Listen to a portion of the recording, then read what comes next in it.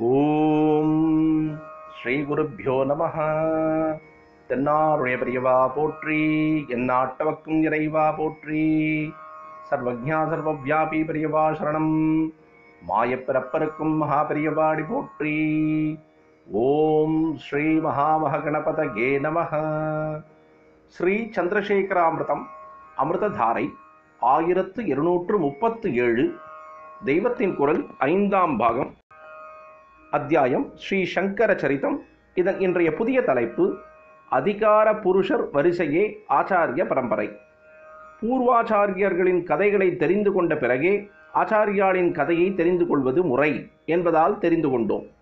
நம்முடைய அறிவாகிய ஆத்ம ஜோதிஷை பூர்ணமாக பிரகாசிக்கச் செய்து நம்மை துக்கமில்லாமல் ஆக்குவதற்கான சாதனங்களை கொடுக்க நமக்கு ஆச்சாரியார் அவசியம்.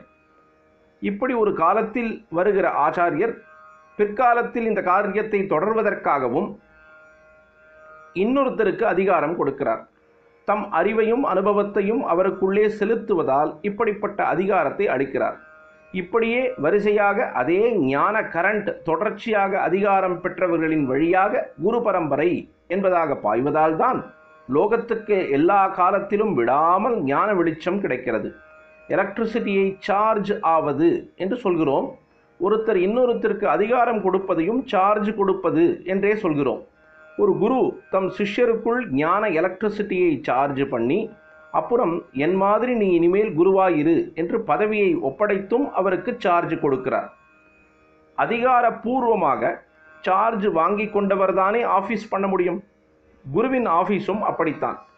யார் வேண்டுமானாலும் குரு என்று உட்கார்ந்து விட முடியாது.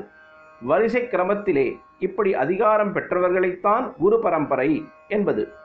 அவர்களே ஞான பிரகாசத்தை தொடர்ந்து லோகத்துக்கு கொடுத்து கொண்டிருப்பவர்கள், இந்த பரமோபகாரத்தை பண்ணுபவர்கள் என்பதால் தான் ஆச்சாரிய பரம்பரையை பற்றி ஆச்சாரியாளின் கதையிலே தெரிந்து கொள்ள வேண்டியது அவசியம் என்று கேட்டோம்.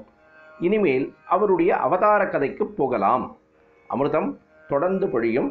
பிரதோஷ சங்கர பிரத்யக்ஷ சங்கர. தென்னாருடைய பெரியவா போற்றி, எந்நாட்டவர்க்கும் இறைவா போற்றி. சர்வஜ்ஞா சர்வவ்யாபி பெரியவா சரணம். மாயப்பிறப்பருக்கும் மகா பெரியவாடி போற்றி.